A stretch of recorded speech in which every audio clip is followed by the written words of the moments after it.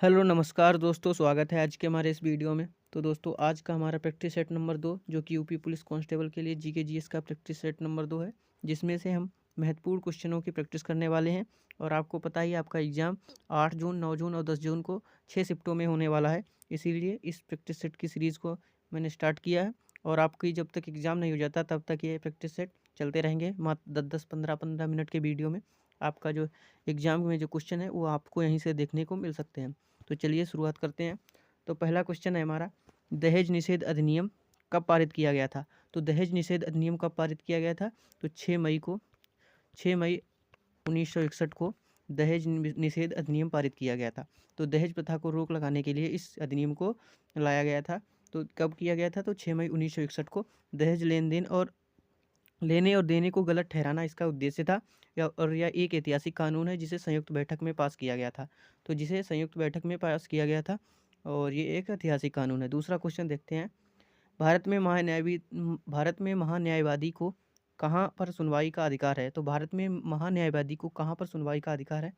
केवल उच्चतम न्यायालय में, किसी भी उच्च न्यायालय में, किसी भी सत्र न्यायालय में, किसी भी भारत के किसी भी विधि न्यायालय में। तो इसका आंसर सही क्या होगा? तो इसका आंसर होगा ऑप्शन डी, भारत के किसी भी विधि न्यायालय में जो है महान्यायवादी सुनवाई का अधिकार रखता है। ठीक है, तो इसके बारे में देखते हैं। तो आर्टिकल 76 के अनुसार राष्ट्रपति द्वारा नियुक्ति होती है महान्यायवादी की।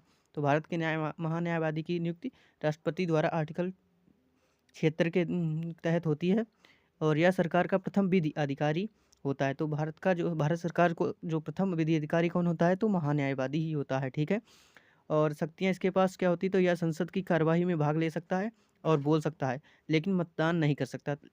जो भारत का महान्यायवादी होता है वो संसद की कार्यवाही में भाग तो ले सकता है और बोल भी सकता है, लेकिन मतदान नहीं कर सकता। ठीक है, उसके बाद भारत का वर्तमान जो महान्यायवादी हैं वो कौन है? तो आर वेंकट रमणी जो भारत के वर्तमान महान्यायवादी हैं। और प्रथम महान्यायवादी कौन थे? तो MC सीतलवाड़ जो थे भारत के प्रथम महान्यायवादी थे।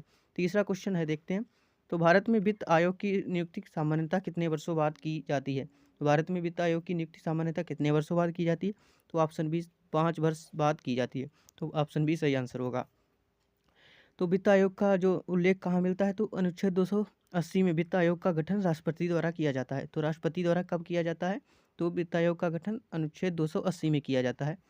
रिपोर्ट 281 या अपनी वार्षिक रिपोर्ट राष्ट्रपति को सौंपता है। जो 281 आर्टिकल 281 है, इसके तहत राष्ट्रपति को जो वित्त आयोग की जो रिपोर्ट होती है ये राष्ट्रपति को सौंपी जाती है। ठीक है, और 16वें वित्त आयोग के अध्यक्ष कौन थे? तो 16वें वित्त आयोग के अध्यक्ष अरविंद पनगड़िया थे, जो कि 31 दिसंबर 2024 को गठित हुआ। तो 16वें वित्त आयोग के अध्यक्ष कौन है? तो अरविंद पनगड़िया हैं।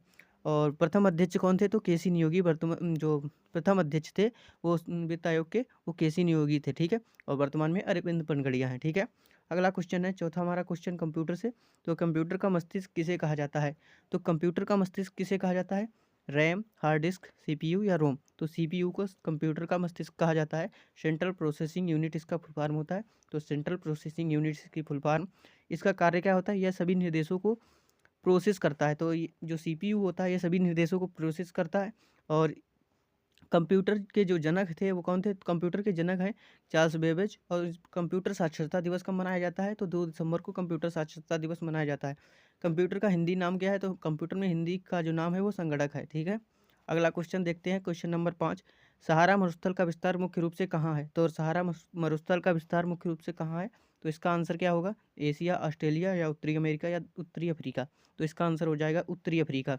और उत्तरी अफ्रीका के जो 11 देश हैं इसमें इन्हीं सब 11 देशों में सहारा मरुस्थल है। तो सहारा मरुस्थल को स्पर्श करते हैं 11 देश स्पर्श करते हैं, कौन कौन से? अल्जीरिया, चाड, मिस्र, लीबिया, माली, मोरक्को, नाइजर, सूडान, ट्यूनीसिया, पश्चिम सहारा और मारिटोनिया। तो ये 11 देश जो है सहारा मरुस्थल को स्पर्श करते हैं। ठीक है, और सहारा मरुस्थल जो है दुनिया का सबसे बड़ा गर्म मरुस्थल है। तो दुनिया का सबसे बड़ा गर्म मरुस्थल कौन सा है? तो सहारा मरुस्थल है। भारतीय प्रतिभूति एवं विनिमय बोर्ड की स्थापना कब हुई? तो सेबी की स्थापना कब हुई थी? तो सेबी की स्थापना 1988 में हुई थी। कब हुई थी? तो 1988 में सेबी की स्थापना हुई थी। तो सेबी की स्थापना 12 अप्रैल 1988 को हुई थी, जो कि एक गैर संवैधानिक निकाय था। और वैधानिक मान्यता इसे कब मिली? तो सेबी अधिनियम 1992 के तहत इसे वैधानिक मान्यता मिली।